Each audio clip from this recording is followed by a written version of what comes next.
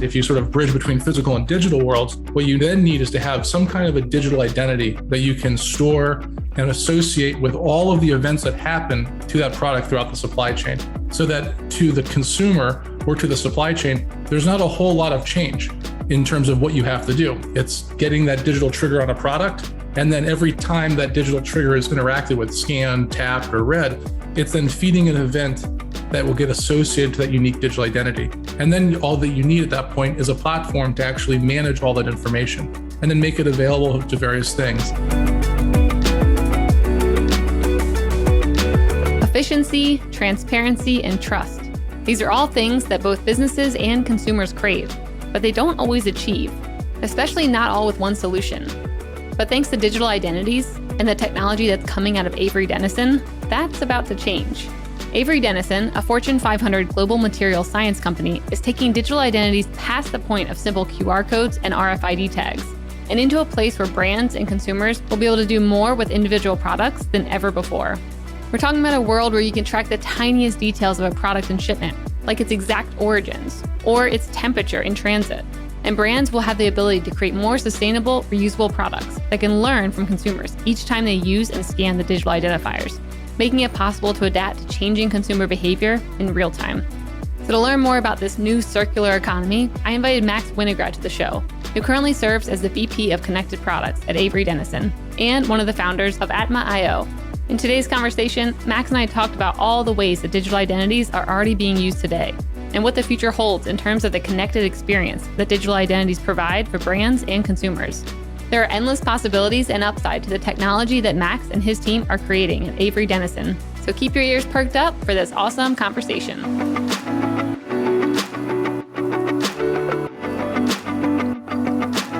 Really quick, I want to say thank you to our awesome sponsor, Salesforce Commerce Cloud.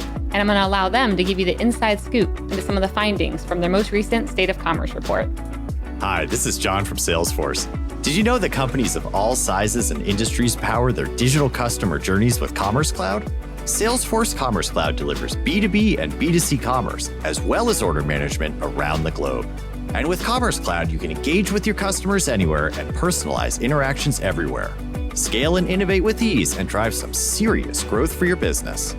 And speaking of innovation, we recently surveyed nearly 1,400 commerce leaders and analyzed the consumer shopping and business buying behavior of more than 1 billion customers worldwide. And we uncovered emerging trends that will influence how companies can be successful and stay ahead in this ever-evolving landscape. To check out the trends we discovered, go to sfdc.co/commerce insights. That's sfdc.co/commerce insights, one word. Before we get into the episode, I would love it if you could hit subscribe and give the show a rating and review. I really want to know what you think and hear how we're doing. All right, on to the interview.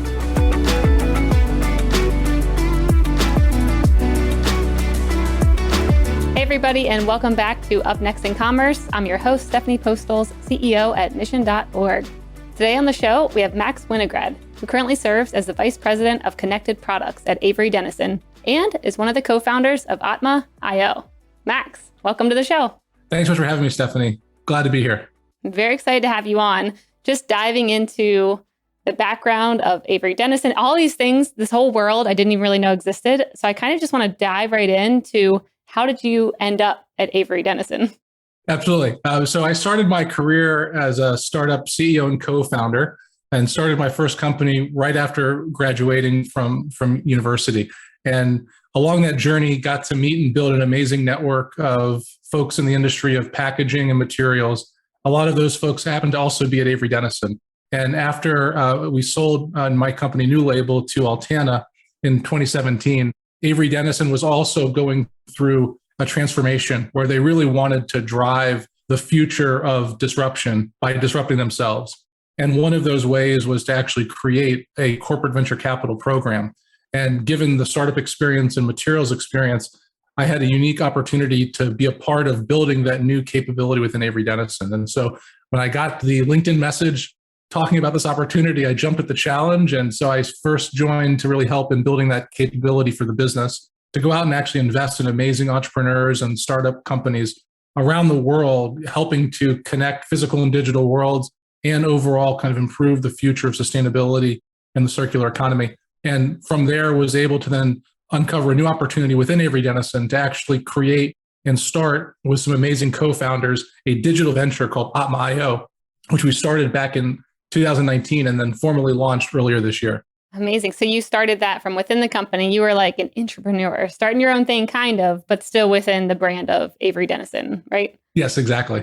Very cool. Okay. So when you came in originally and you were, starting up this VC fund within the company, how many other companies were you investing in? Like how many startups were you investing in? And what were maybe some of the craziest things you were seeing back in the day where you were like super impressed with small startups? Yeah, so I love building things and being around builders and people that are really, they're not thinking about the next quarter, but they're thinking about 2040 and 2050 and what the world's going to look like 30 or 40 years away from now. Mm-hmm. And so we have a great portfolio of 8 investments that we've made so far since we formally launched our CVC back in 2018. One of the investments that I'm really proud about that's really amazing in terms of how it's going to transform everyone's daily life is a company called Wiliot out of Israel. They've developed battery-free Bluetooth technology that can actually be used to sense various conditions that might be going on with a product or with an individual item. And so imagine not just knowing kind of how to track something, but to know what's happening to it in real time. And it can be, because it's battery-free, it can be brought down to that individual item level. So it's not just like a thermometer in a truck, but actually every single vial of a COVID-19 vaccine can now be individually monitored. Mm-hmm. Every single tray of produce could be individually monitored. And so it unlocks a true amount of potential and knows so much more about what's going on as a consumer to the things that we put in our bodies, clothe our kids with, et cetera, that really, I think, will power the next wave of sort of the Internet of everyday things. We've also made an investment in a company that's taken the actual silicon out of a chip to really reduce the overall kind of cost of what could be an RFID or NFC type of a tag, which can, again, drive that ubiquity of connecting everything. And if you think about that ability to then everything can talk, then suddenly now products can actually become not the waste that we see today, but actually the enablers of sustainability for the future. So it's a really exciting time to be investing in the IoT space, to be partnering with entrepreneurs at Wiliot. Pragmatic was the other company I was alluding to earlier. And then also being able to build innovation in-house within Avery Dennison through Atma.io. Cool. So, it seems like also right now, we're at a time when all this can actually be made possible. We've been hearing about IoT for, like a decade, maybe more. And it seems like things just weren't really ready yet. But it seems like we are now. So tell me a bit about the landscape of what does it look like? How many companies are kind of tracking at that level? Like you were mentioning of I know this tomato has mold on it. I know this mayonnaise just dropped below whatever the temperature should be, and we need to throw that out. How many companies are actually utilizing this today? We're actually in the early days of seeing that transformation go from something that's maybe at the SKU level or the order level down to the individual item level. Mm-hmm. And it's a very interesting place to be right now because we're seeing that transformation happen before our eyes. And it's being driven because of really, at the end of the day, the demands of the supply chain and demands of consumers require having that item level visibility. Mm-hmm. So for example, you now need to know exactly every step of the value chain that a product has gone or the raw materials so that you know that you're not sourcing materials from a conflict region or places with forced labor. Mm-hmm. And you have to have that level of assurance. In addition, brands have been making lots of claims around how sustainable their products are or their composition. Are they organic? Are they kosher? Are they certified? A lot of those have been now paper-based certifications or broad brush certifications.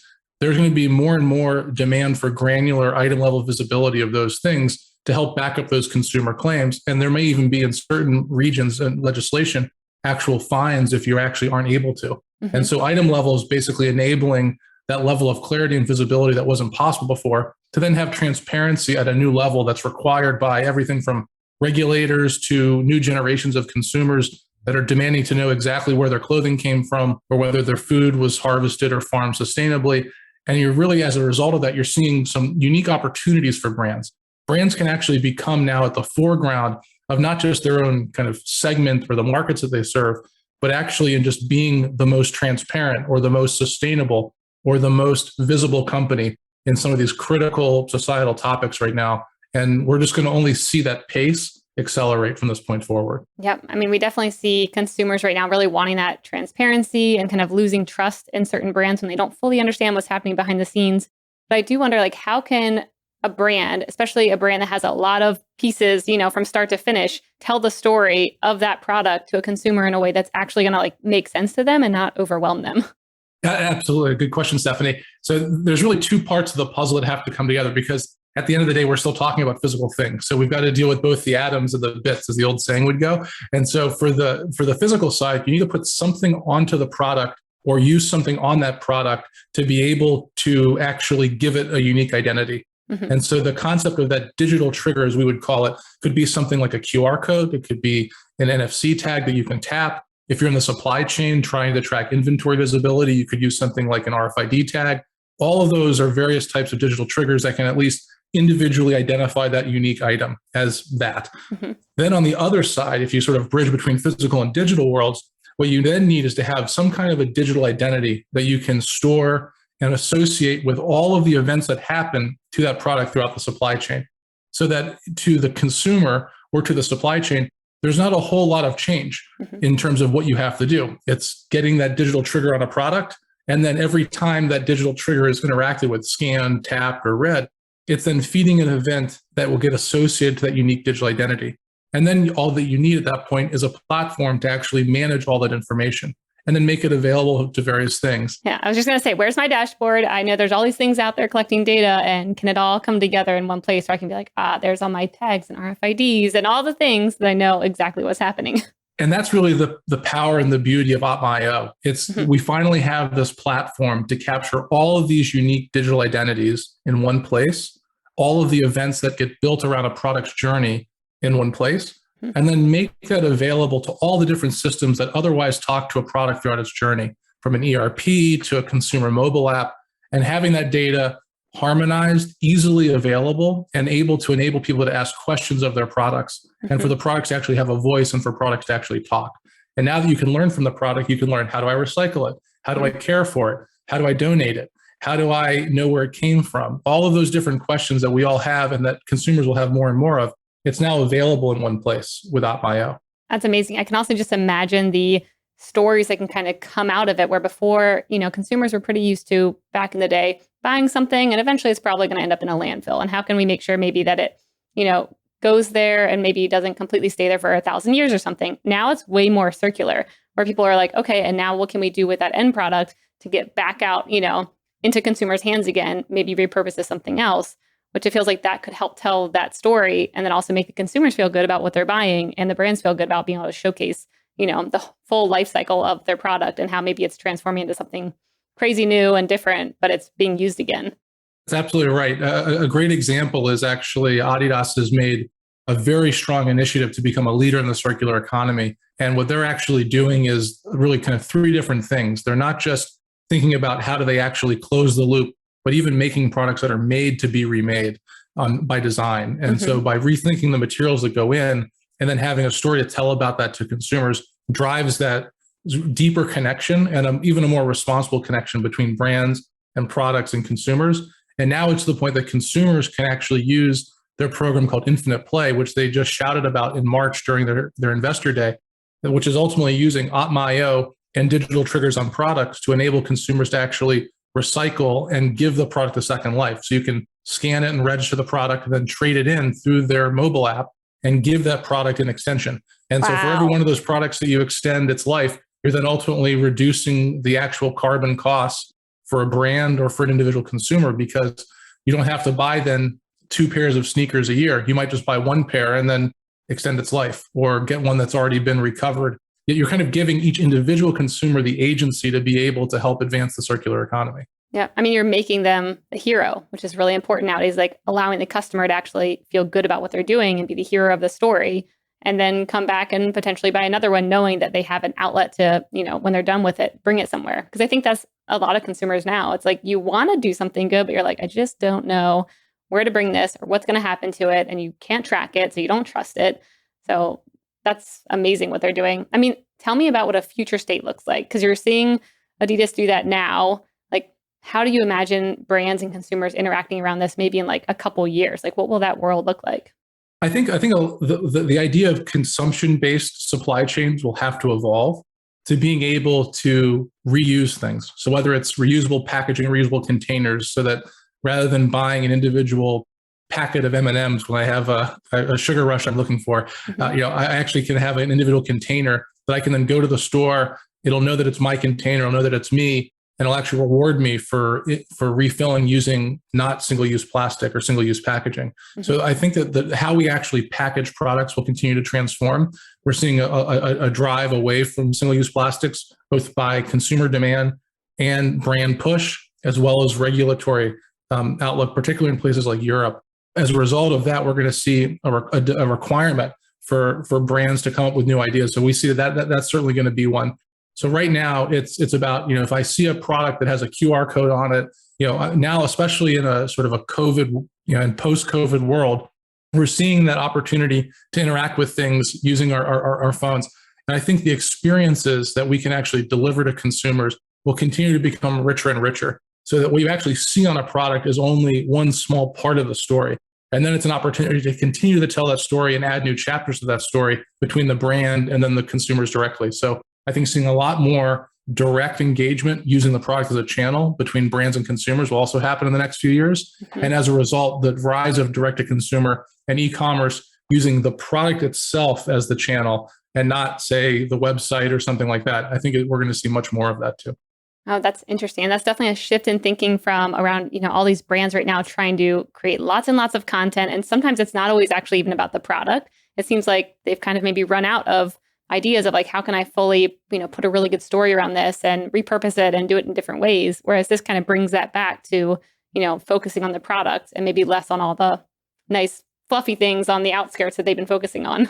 And you think about like the online environment, right, for marketing. If you are looking for a product, you'll suddenly get served banner ads and pop-ups of the product that you're searching for in various news websites and whatever that serve those ads. Then you go and buy the product, and then you'll see the ads for that same product again because they don't know whether you bought it or not. They still serve up that content. And then let's decide that you actually want to get rid of it and return it. You're still going to see those ads because maybe you're looking up for ways that you can actually recycle the item or get a refund. And that fundamental experience of you're not actually changing what the consumer is seeing content-wise during the purchase process of pre, during, and post, that ultimately leaves a lot of opportunity for building brand loyalty on the table by having a product like Atmayo actually using the product to create unique and dynamic content that we can constantly refresh depending on the condition of the item. We can now transform that experience so that we're giving really compelling pre-purchase content at that moment of truth in a store or at home. We can then offer post-purchase experiences that help drive better engagement, better sustainable outcomes. And all that content can be developed by the brand. And then we use the product itself to tell us what content to offer the consumer. Wow. So it's essentially making every product evergreen. It's able to stay around and just keep having new stories coming out of it for as long as I guess it can keep going around in a circle and people keep turning it back in. That's pretty powerful. Yes. So I want to also think about, maybe I've watched too many like Jason Bourne style shows and whatnot, movies, but I want to hear how you're thinking about like the security aspect of it. Like, are there any risks when everything's maybe, has digital triggers on there and you can kind of track everything? I'm just thinking about some bad actors coming in and being like, well, now I know exactly where, X, Y, and Z are, and I'm going to take it out. Is that a little negative? And if so, tell me what you think about that. It's a good question, Stephanie. And I think that, for us, we also obviously view ourselves and act as a force for good. So for us, it's all about how you can actually use the digital trigger to power these sustainable outcomes and a more circular future for products and for humanity. In terms of what you can actually do is you can use the fact that there's a digital trigger on the product to help actually improve the security of that item. So today, in many different types of markets, you actually have a big problem with counterfeit items. Maybe it's fake, milk going to places in Asia where they're actually, poisoning young children, or fake medicines. You have fake products that then are costing brands millions of dollars and actually giving consumers a bad experience because they're then buying either fake products or products through an unauthorized channel. You can actually use the digital trigger to improve that brand protection, avoid those gray markets, avoid the counterfeits. So I think there's actually a story, the positive side on the security piece. And then in terms of actually using that digital trigger with things like unique identities for, say, the actual tag ID that's on that NFC tag, that you can actually use the fact that we're producing that in a factory and actually managing that information to create additional factors of authentication to prevent bad actors from suddenly being able to enter in and put their own chips or something like that on a product itself. So you would be able to make those connections. And then you actually use the Atmaio platform and its data intelligence to be able to know, well, this product got scanned in Japan and the product was destined to actually go from India to the UK. Something probably shouldn't have happened that happened. And we'll be able to actually identify those outliers faster so that the brands can respond and react. And then consumers can also potentially be informed. Is it real or fake? Is the product where it's supposed to be? Did anything happen to it? And there's essentially a break in that chain of custody. All of that visibility is impossible, as our platform is really a back-end solution for capturing these different events about these different items. We're not actually capturing consumer data. So we know that a product was scanned, but we don't know that Stephanie scanned it. Got it. And so that's an important piece as well. Now, the brand, if you use like an app from the brand and you opt in and you register and you've actually agreed and consented to providing your personal information, then the brand may know that. But even at that point, if we're behind the scenes powering it with digital identities, we don't see that information either. It seems like there would be room to be able to put a lot of that data also on the blockchain so that it can't be changed and moved around. And then you have a record, forever in history. How have you guys thought about maybe implementing different kinds of tech to, support everything else you're doing? A great question. We actually work with some amazing blockchain partners that are pioneering the next generation of decentralized identities and distributed ledgers. So a couple examples that I can talk about. We partnered with MasterCard Provenance, which is one of the leading blockchain providers to really help out with product traceability. They're doing a lot of exciting work in raw material tracking and particularly in the food segment. We also work with a group called Hedera, which is an amazing group that's helping to pioneer really like a third generation of blockchain technology that is far more efficient in terms of cost, time, and energy compared to some earlier platforms like Ethereum or Bitcoin.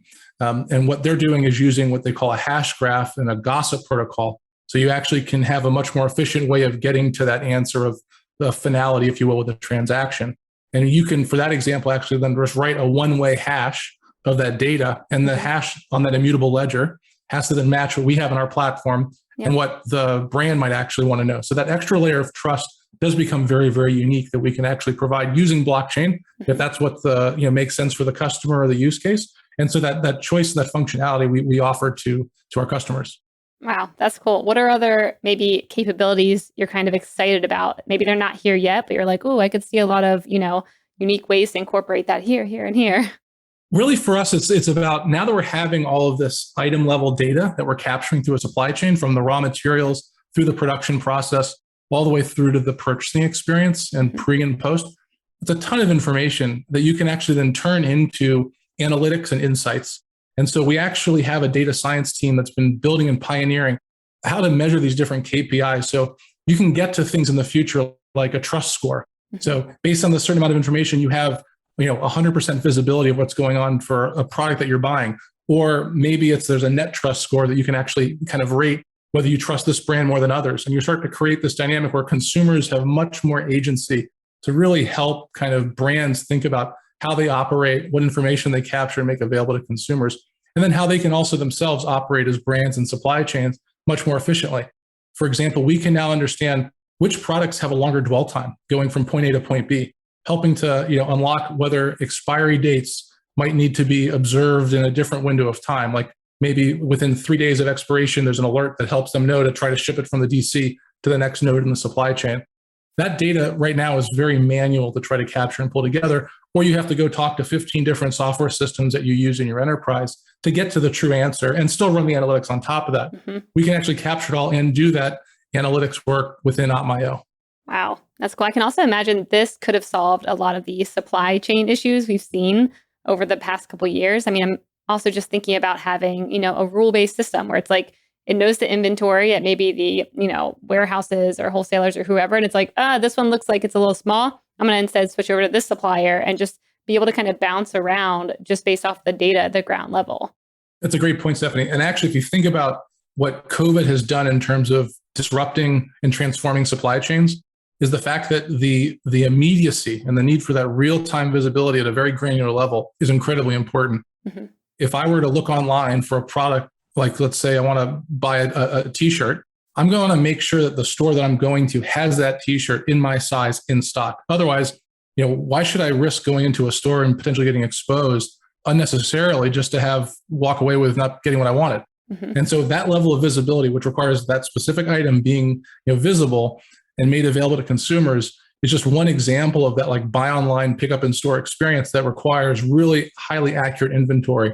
And that's really combining things like RFID, Atma.io as an item level platform to really get to that level of visibility, and then making it available to things like Google and other services so that consumers can then actually take advantage of this added visibility. And then I think over time, brands can use that information that they're gathering to make smarter decisions of where to ship product, which steps of the supply chain are more efficient, and then how to make reactions in real time and be much more proactive in avoiding dislocations or lockdowns and things like that. So I want to talk a bit about metrics and measurements. I mean, how do you know if the platform is working? Like, what kind of metrics do you tell a brand? Like, you should be looking at this, this, and this to know if this new system for you, is doing well. So with Atma.io, we really break it down at the end of the day by the different types of use cases that you're trying to drive. Are you trying to drive better compliance? Are you trying to drive better operational efficiency? Are you trying to improve your carbon footprint? Mm-hmm. Are you trying to drive your engagement rate with consumers? Depending on what those sort of end objectives are, we then work backwards and say, okay, here's the playbook to actually ensure compliance. It's actually then implementing item level visibility and going first to your tier 1 suppliers and to your tier 2 suppliers. And here's how you can capture the information you need, whether it's compliance certificates or just the actual individual item events that happen based on global standards like EPCIS, to actually know the who, what, where, when, why of a product every step of the way. And then having it in a place that you can then see and query and then even make available when someone wants to audit you. Mm-hmm. Those are the kinds of examples. So we start with the objective and the outcome. We then try to figure out what's the baseline. So where are we today? How many compliance claims did you have in the last 2 years? What is your current consumer engagement rate using various types of channels, whether it's social, email-based advertising, things like that? And then we try to then show how we can improve the baseline. And we, with our model based, which is really all entirely a pay-per-use model for Atma.io, we make it super simple and easy to onboard customers to try new digital triggers alongside a digital ID platform to try to get towards those KPIs that actually ultimately prove that outcome occurred. Mm-hmm. Very cool. Have you seen any shifts in the industry lately where all of a sudden a lot of companies are coming to you and they all have pretty similar end goals? Because it seems like everyone will eventually want inventory tracking. Everyone will want to make sure they can see, their whole supply chain. But is there anything new that's popping up that's a little bit surprising? Well, there are a few that are regulatory driven where you're suddenly seeing the exact same request coming from multiple players within a particular market segment. So one example is, given some of the concerns around raw materials in the apparel industry, there was a sudden big demand for having visibility, not just from the factory onward, but actually going upstream to raw material suppliers to be able to get really an understanding of where did the product come from and where has it been. And so we've seen that as a very kind of heightened sense of interest. In part because there's the potential for enforcement duties and things like that if they're not compliant from an import perspective. And then the other side of it that we're seeing is there's an increasing requirement around things in the food industry around food safety and food recall management. And so there are pending regulations in the US with what's called FSMA. That's an example of the types of regulations that are coming on soon, where everyone's going to have some level of a system of record to store information about the items that are in their supply chain in the event of a recall, in the event of some kind of a food safety incident. And so that's also increased a lot of interest coming from food suppliers that want to be able to have that. And then there's, what we think is going to be, to your point earlier about Evergreen, an ongoing topic around sustainability, where, one of the areas that I think was actually probably the most surprising though, was just the level of lift of the resale market, that as a result of people being at home, not needing to use all the clothes that they typically have in their wardrobe while they're doing Zoom calls and working remotely, suddenly saw a huge uptick, high double-digit percentage point year-over-year growth in the secondhand market for apparel. And you're also seeing large financings for companies like Trove, IPOs with companies like ThredUp that are really sort of driving the future of re-commerce and resale within the apparel industry in particular. And I think that sort of speaks to the ongoing just consumer trend of wanting to be an active participant in the circular economy, the dynamics of COVID, And that itself as a use case requires item level visibility. Just knowing that it's a black t-shirt of this particular SKU isn't enough to know how to care for it and recover it, because it's going to be subject to local recycling capabilities and requirements. And so you need to get down to the individual item that's in a particular location and area to be able to actually give that product a second life, which is why the Infinite Play program with Adidas is just one great example of how item level visibility and digital identities actually create the potential for circularity. Oh, I love that. What kind of impact can you have on sustainability if you start implementing these at either, you can do it at the world level, like if you have metrics around that, or just at brand levels? Like, how do I think about how big of an impact this can have if it's implemented? I'll pick on the example of Adidas. So let's say a typical sneaker or apparel item has between 10 and 15 kilograms of CO2 equivalent of carbon footprint. Cradle to grave, that's how much the carbon cost. They produce over 1 billion items a year. We're talking of truly like tens of billions of kilograms of CO2. If you think about the goal of re-commerce, it's actually to help extend the life of a product. So if a product's life is extended and the typical consumer buys somewhere in the US between, I think it's like 50 and 70 articles of clothing a year, and they then suddenly shift that to maybe buying 40 to 50. And so we're suddenly seeing a reduction of say 20% because we extended the life of some of our items. You can see a wholesale shift in the amount of product getting made by large brands and small brands because they don't need to put as much product into the supply chain. Mm-hmm. And by not having to make things because the products themselves get extended, the overall carbon footprint of the apparel industry can go down dramatically. Even just like the 1 hour that we have together on this podcast, we're going to see tens of thousands of tons of waste get generated in the food industry, in the apparel industry, et cetera. And if you can extend things and have better visibility, it can be tremendously valuable. Another example in terms of food waste, to pick on another industry, 40% of food waste happens in the home. Most commonly, that's because you end up forgetting that you put the particular produce item or whatever in the back of the crisper, and then it expires, and then you got to throw it away. Or you're just worried that it's getting too close to the expiration date, so you proactively throw it away. Or you are worried that there's potentially a product recall. They say, oh, it's this particular lot of romaine lettuce, and then anything that's green in your fridge is just going into the waste bin. Mm-hmm. Those types of examples are really what happens when you don't have all the information and you're not necessarily getting real-time visibility into what you currently have, what you ought to potentially use or cook or donate. And so there's, I think, a tremendous amount of opportunity in that, like 40% of all food waste that could actually be chipped away at if you have that item level visibility. And we can equip consumers with tools to get better real-time insights as to how they can reduce waste and get those kinds of nudges to really, I think, have a true, very global impact, but one that can be done at a very individual level. That's very cool to think about. I mean, definitely needed when thinking about all the things that are thrown out of like, it's close to the expiration date. How long have I had it open for? I think you guys also need this for leftover containers. Like, that's what I need anyways. Of like, okay, you made this 2 weeks ago. Don't think about it, Stephanie. You've had to get really sick. I mean, have you seen brands embrace this in a different way though? Because it seems like sustainability has been a thing that's gone through, everyone talked about it because of regulations. It's like, you have to do this. And then consumers started getting excited about it and actually pushing, the initiative forward, I think. And now it seems like brands want to do it not only because they're consumers, but they're actually like on board, like excited to do it. How have you kind of seen, their excitement shift? And do you see them actively coming to you excited about doing that?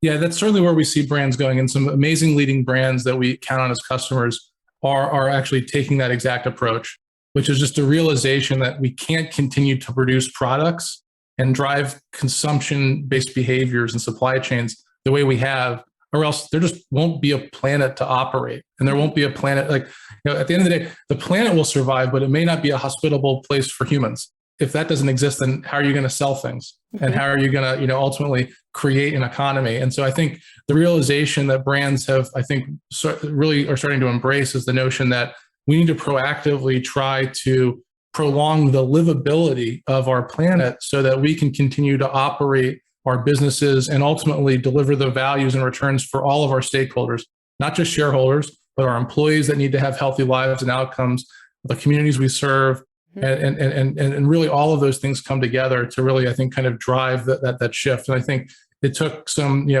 consumer demands to help try to open eyes. But then I think brands are also really seeing that like this is an imperative, just that we have to be proactive. And otherwise, that notion of disruption I talked about earlier, they're going to be disrupted by climate change and disrupted by the reality that it's not going to be able to be business as usual anymore. And so it becomes an imperative for them to actually lead the charge to be able to then drive the next wave of prosperity. So with anything new, there's always many misconceptions, I'm sure. So what are some things that you hear from maybe large companies, like some misconceptions where they're like, oh, well, I can't do that because of this, or I believe this. Like, what do you hear right now that's maybe actually not true around having digital tracking and triggers and inventory level awareness and all that? A couple of concerns that we sometimes hear are obviously, let's say you have a brand that buys products from hundreds of factories, and it becomes that sort of, you hit that first inertia point of saying, well, how am I going to get all of my factories that I buy from to all put on these digital triggers and all these other things? And I think ultimately that's not necessarily thinking of the situation through the right lens. It's much more about can you imagine how much more efficient my suppliers can be and I can be if they embrace this technology and actually utilize it at the item level. And this ultimately can enable the profitability of my suppliers, which can improve my overall profitability and then ultimately improve the consumer experience. And so I think sort of reframing the potential point of objection, I think is one of them. And then I think the other part of it that's important is there really is sometimes so much possibility to your question that they will sort of wonder, well, where do I start? I could do supply chain tracking, I can do consumer experience, I can do re-commerce, I can do raw material visibility. What's the right place to start? And it really depends on their objectives. But the idea is that we're providing them the tools and the toolkit to be able to do any of those things. And then let's actually go and build out a program. The most important thing is to get started. Put a digital trigger on a product, because once that's there, you can use it for all those different use cases. You can actually do the consumer experience if you want to turn that on, or you can wait and just do supply chain tracking. And it really comes down to what helps trying to drive the return on investment that you're looking for any type of digital transformation program. And then over time, embrace all those use cases to have that true end-to-end, visibility at the item level. Yep. Are there any price points where it's like, it's maybe not attainable to do it yet? Like if you have a product that is 2 cents, like maybe you're not there yet, or can it be applied to anything? Yeah, when you have, let's say individual items that might be, the price per item is very low, or they may be difficult. I mean, like you're not going to individually label like individual peas, for example, right? Yeah. Like you're going to potentially, it might be a case or a carton of them. Mm-hmm. And so you just try to figure out what's the smallest unit that you can give a digital identity to and ultimately kind of tag, if you will, with a digital trigger, and then use that as the starting off point to then get towards the business outcomes and those KPIs. And so I think that's really where we see the opportunities to figure out, okay, yeah, it probably doesn't make sense to track that individual piece of fruit, but maybe that's part of a clamshell container that's, got 12 ounces of strawberries in it. And that's really at the end of the day, like the unit that gets sold. Whereas in other industries, you're buying the t-shirt, you're buying the sneaker, you're buying the individual prescription vial, things like that. Cool. Okay, good to know. So where do you see your role evolving to over the next 6 months? Like, what are you going to start tackling? It seems like things are moving really quick. So I'm sure your role at the company is also going to be kind of adjusting as it has since you've been there. For us, it's really about, I think, continuing to drive more and more adoption of OpMyO and really in unlocking the potential of connected products. Mm-hmm. So I see a lot of the work around data science and bring that intelligence to brands and supply chains to be a big focus. We're already thinking about really how do we drive more and more consumer adoption around wanting to just scan products. The more that they engage with products, the more insights brands can get for which products to sell and how to sell them. And consumers can also get more intelligence about where products came from and become much more informed and make more sustainable decisions. I think driving more and more of that consumer activity is also a key focus. Mm-hmm. And my goal is to continue to build this amazing team that we have at OpMyO and help build additional teams across Avery Dennison that can help lead this digital future that we're seeing for products, for packaging, and really unlock the potential when every individual item has a unique digital identity. So what about when you're talking about consumers now and thinking about consumers scanning things and all that? We've heard from a couple of our past episodes throughout, many shows in our network, the executives saying like there's certain pieces of tech that other companies just need to come together and collaborate on because there needs to be consensus on the technology that's used. And then there's other areas where you need to compete and become the best. How do you think about, building out technology that becomes ubiquitous. Like a consumer just knows, I use this to scan it. And I'm thinking back to like the early days of QR codes where it's like there was 1,000 different apps. And it's like, why can't now I just use my camera, But like, how do y'all think about what to kind of build out and kind of give away so everyone can use it versus competing on something? Yeah, I think QR is a great example. And I think we're approaching that point of near universal adoption where people that maybe never scanned a QR code before, they had to in order to eat, order food at a restaurant, or because there just was much more touchless activity in the last 18 months. What we're going to really see is, as a result of that, embracing standards for product identification. And we want to be active in participating and promoting and working with those standards. And that involves groups like GS1, AIM Global, and many other groups that are ultimately helping to articulate these standards, and even government organizations that might select a particular type of standard for a particular segment or use case. Like, okay, for pharmaceutical industry, for serialization, you must use data matrix codes, or you must use QR codes, or you must use GS1 digital link.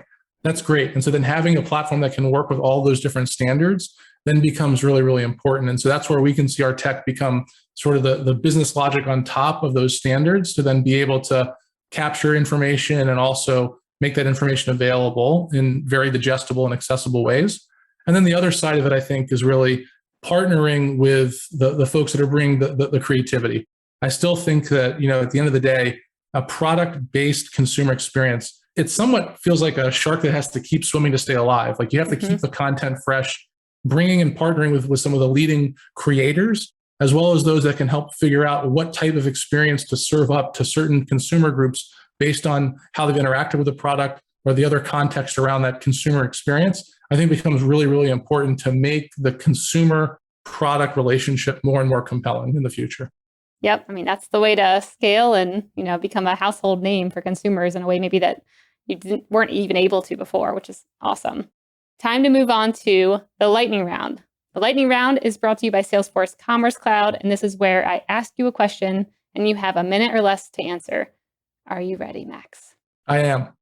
Okay, first, if you had a podcast, what would it be about and who would your first guest be? For me, I really love music and I love live music. I would love to have a podcast where I was actually interviewing people that went to these amazing, crazy concerts and experiences that predated me. So maybe it was some time where it was Miles Davis and the Grateful Dead were doing a show at some university festival in the 1960s. I'm making it up, but just hearing those experiences from people, I think would be amazing. And then another one that I would be very interested in doing is just really kind of learning from other entrepreneurs and talking to them about those kind of at the brink moments in a company. There's a few of these inflection points that happen with a company, whether it's to take on the next round of funding, to make a pivot in their product roadmap or journey, and really focusing on that specific moment, like what was going through your mind? What did you decide? Why? So almost like a HBS case study, but specifically to those life or death decision points that entrepreneurs face in their company's life cycle. That's great. I can tell you've been thinking about this. That's awesome. What's the best piece of advice you've ever gotten? I think the best piece of advice that I ever got was to always make sure that you're humble and asking questions. When you start off as an entrepreneur, you sometimes have this mentality as a first-time entrepreneur that it's you versus the world, that you have to solve all the problems and figure it out, versus the alternative to say you actually know very little. It's very difficult to map out the universe because you don't know that much about it. Let's go out and find those people that can give you guidance and advice and help light the way. Love that. What's one thing you don't understand today but wish you did? I think one thing I would like to understand today that I wish I did is probably more technical on the software side. I love building software teams. I love building software products, but I wish I could write a few more lines of code than I can right now. Yeah, cool. All right. And the last one, what are you most excited about in this next year? I'm most excited about continuing to grow the OpMyO team and continuing to turn on amazing use cases and opportunities with some tremendous brands and customers. The fact that large brands in the apparel industry and some of the top brands in the food industry trust OpMyO is incredibly fulfilling and exciting. And I'm excited to work on the next big thing with those customers and in new markets too. I love that. Are you guys hiring? And if so, what kind of people are you looking for? Yes, we're definitely hiring. We're looking to continue to build out our commercial team. So we're hiring solution engineers, customer success managers, project managers, and we're always growing our developer team. So product owners, software engineers at all levels of experience, and also data scientists. So check out atma.io to actually see our different job postings. And we'd love to have you join the team. Love that. Well, Max, this interview has been awesome, very eye-opening to hear kind of all the cool things that are going on behind the scenes. Where can people find out more about you and Avery Dennison?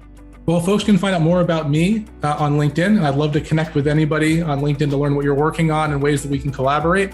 You can find out more about Avery Dennison at averydennison.com. You can find out more about atma.io at atma.io. Amazing. Thanks so much, Max. Thank you. Thanks for having me, Stephanie.